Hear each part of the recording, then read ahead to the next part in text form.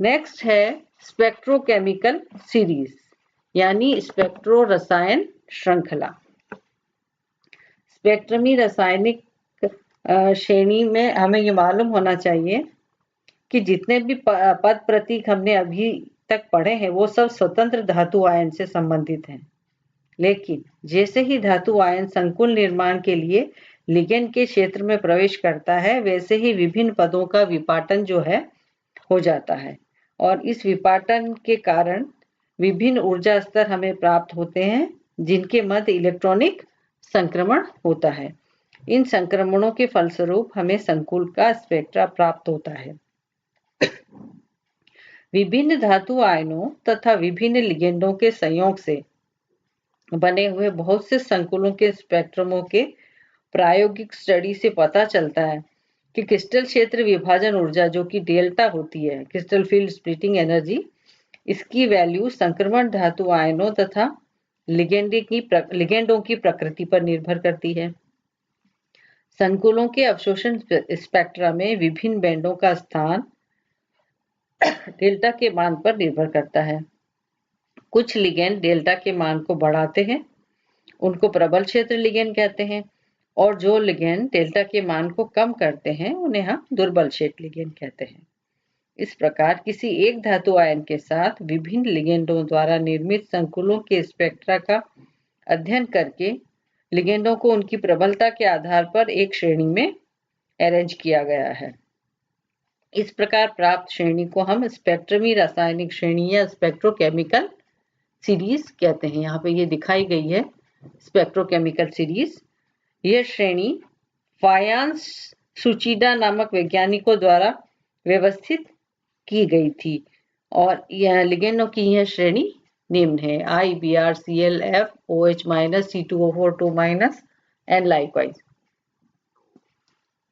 इस श्रेणी में I-, Br- और Cl- आदि ये सब कैसे हैं? दुर्बल लिगेंड हैं जिनके लिए डेल्टा का मान कम है, जबकि ये CO है, NO2, NH3, इन सब आदि के लिए डेल्टा का मान अधिक है और ये प्रबल क्षेत्र लिगेंड है। इस श्रेणी की क्या यूटिलिटी है? इस श्रेणी की ये है इसलिए काम में लाई जाती है कि संकुलों के अवशोषण स्पेक्ट्रमों की आपेक्षिक आवृत्तियों का इससे अनुमान लगाया जा सकता है। विभिन्न सिद्धांतों की सहायता से स्पेक्ट्रोकेमिकल सीरीज की श्रेणी में लिगेंडों के क्रम की व्याख्या इस प्रकार की गई है। CFT के अनुसार कैसे हम इसको एक्सप्लेन करते हैं? क्रिस्टल क्षेत्र सिद्धांत क्या कहता है? धातु लिगेंड बंध की प्रकृति आयनिक है। स्पेक्ट्री रासायनिक श्रेणी में हैलाइडों के क्रम की व्याख्या क्रिस्टल क्षेत्र सिद्धांत जो है हम आसानी से कर सकते हैं। सभी हैलाइडों में F का आकार जो है सबसे छोटा होता है, इस कारण से आवेश घनत्व अधिकतम होता है, जिससे F- धातु आयन के निकटतम पहुंचकर डेल्टा के मान को अन्य हैलाइडों की तुलना में बढ़ा देता है। इसके ठीक विपरीत I- का आकार बड़ा होने से धातु आयन और I के मध्य स्थिर विद्युत आकर्षण भी कम होता है, जिससे डेल्टा के मान में कमी आती है। और सेकेंडली संयोजकता बंध सिद्धांत और आणविक कक्षक सिद्धांत के अनुसार क्या व्याख्या कर सकते हैं? ये दोनों सिद्धांत कहते हैं कि धातु लिगेंड बंध की प्रकृति जो है सहसंयोजक है, यानी कि ये सिद्धांत धातु तथा लिगेंड के मध्य सिग्मा तथा पाई बंध का बनना समझाते हैं। क्रिस्टल क्षेत्र सिद्धांत धातु लिगेंड बंध को पूर्णतः आयनिक प्रकृति का मानता है। यदि बात पूर्णतः सही है तो स्पेक्ट्रमी रासायनिक श्रेणी में ऋण आवेशित लिगेंडों को उदासीन लिगेंडों की तुलना में प्रबल होना चाहिए। जैसे OH- लिगेंडों को H2O की तुलना में अधिक प्रबल होना चाहिए। अमोनिया की तुलना में H2O को ज्यादा प्रबल होना चाहिए क्योंकि ऑक्सीजन की इलेक्ट्रोनेगेटिविटी नाइट्रोजन से अधिक है। हैलाइडों को प्रबल क्षेत्रीय होना चाहिए। इससे यह क्लियर हो जाता है कि CFT स्पेक्ट्रमी रासायनिक श्रेणी में लिगेंडों के क्रम की व्याख्या करने में असफल है। अतः लिगेंडों के इस क्रम की व्याख्या जो है संयोजकता बंध सिद्धांत और आणविक कक्षक सिद्धांत द्वारा करने की कोशिश की जाती है। सिग्मा बंध: जब धातु के रिक्त कक्षकों को धातु के रिक्त कक्षकों को लिगेंड के भरे हुए कक्षक इलेक्ट्रॉन युग्म दान करते हैं तो इस प्रकार L2M सिग्मा बंध का निर्माण होता है। किसी भी परमाणु अथवा आयन की इलेक्ट्रॉन युग्म को दान करने की क्षमता उसकी इलेक्ट्रोनेगेटिविटी पर निर्भर करती है। कम विद्युत ऋणी तत्व आसानी से अपने इलेक्ट्रॉन युग्म को धातु आयन को दान कर प्रबल सिग्मा बंध बना देते हैं, जिससे डेल्टा का मान भी अधिक होता है। स्पेक्ट्रमी रासायनिक श्रेणी को देखने से हमें ये क्लियर हो जाता है कि परमाणु द्वारा इलेक्ट्रॉन दान करने की क्षमता का जो क्रम है वो निम्नलिखित है।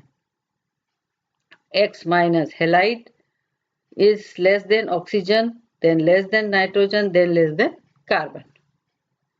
दूसरा है पाई बंध, L2M पाई बंध। यहाँ पे ये दर्शाया गया है क्लियरली। L2M पाई बंध देख सकते हैं हम।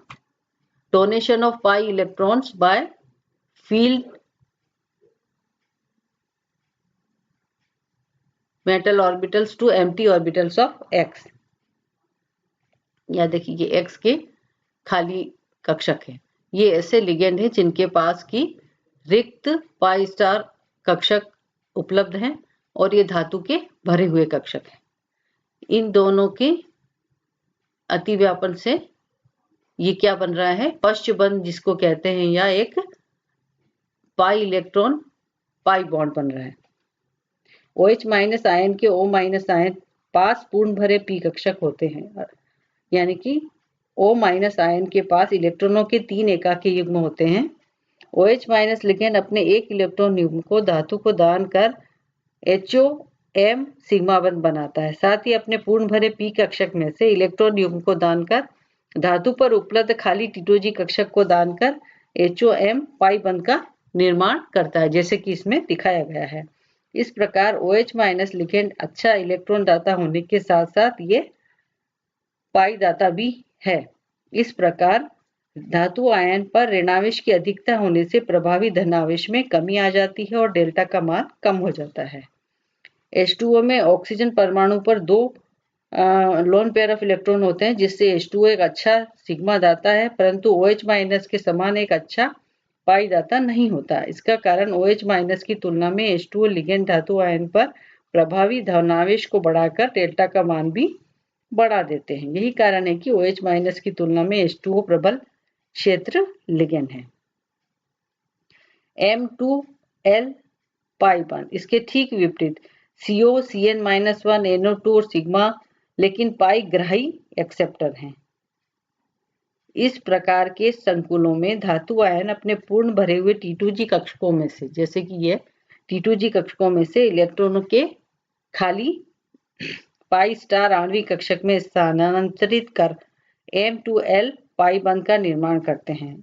इस प्रकार धातु के D कक्षकों में से इलेक्ट्रॉन हटने के कारण धातु के प्रभावी धनावेश में वृद्धि होती है और डेल्टा का मान बढ़ जाता है। डेल्टा का मान लिगेंड के साथ साथ धातु आयन पर भी निर्भर करता है। यह लिगेंडों के समान धातुओं के लिए भी स्पेक्ट्री रासायनिक श्रेणी बनाई जा सकती है। स्पेक्ट्रमो रासायनिक श्रेणी धातु आयन के लिए भी बनाई गई है।